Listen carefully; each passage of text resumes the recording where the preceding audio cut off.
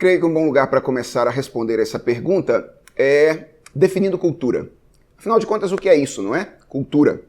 Cultura nada mais é do que a maneira como nós nos relacionamos com a criação de Deus e os produtos que advêm dessa nossa relação com a criação divina. Isso é cultura. Quando a gente fala de cultura, então, a gente está lidando, por exemplo, com a sociedade, que é o resultado da maneira como nós nos relacionamos.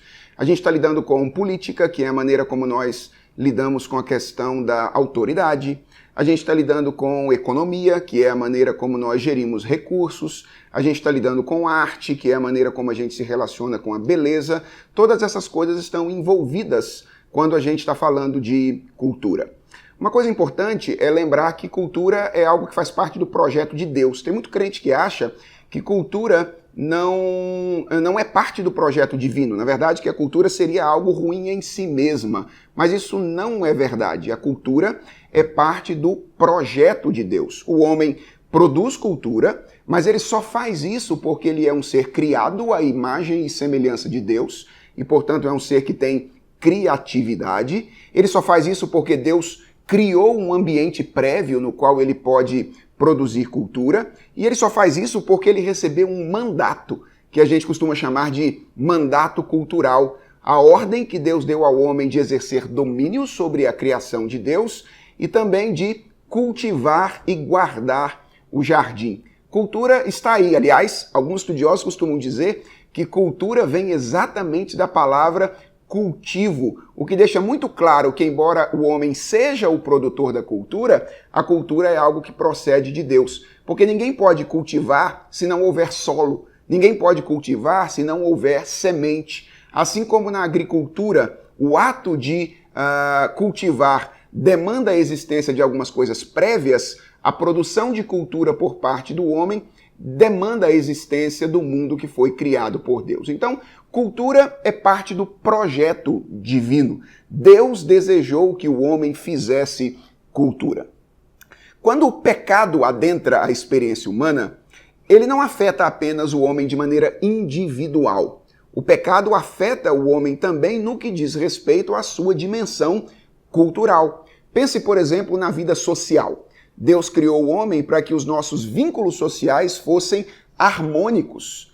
Contudo, quando o pecado adentra a realidade, o que ela faz? Ela joga marido contra mulher, ela joga irmão contra irmão. Os nossos vínculos relacionais começam a ser deturpados pelo pecado.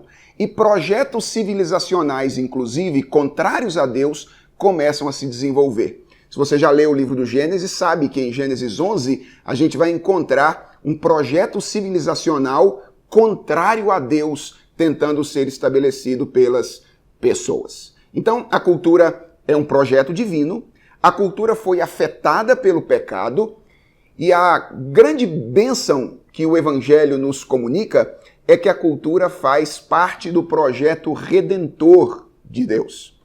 Eu não sei se você se lembra, mas a profecia de Isaías, no capítulo 2, descreve o reinado messiânico, o reinado de Jesus, de uma maneira belíssima. Ele diz assim: ele julgará entre os povos e corrigirá muitas nações.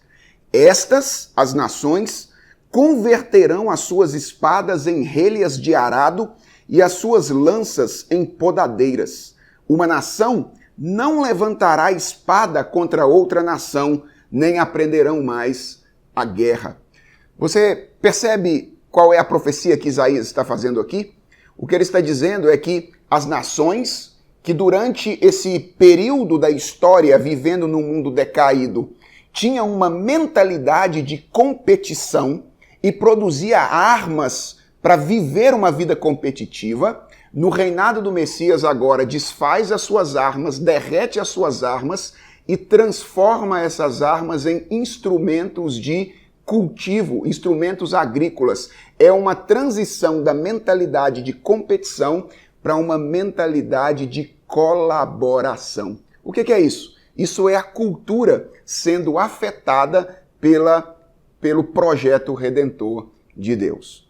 É necessário, portanto, que a cultura das nações seja transformada. Esse foi o modo como Deus decidiu ser glorificado na eternidade. Quando a Bíblia diz que a glória do Senhor haverá de encher a terra como as águas cobrem o mar. Ela tinha em mente o impacto da redenção sobre a cultura.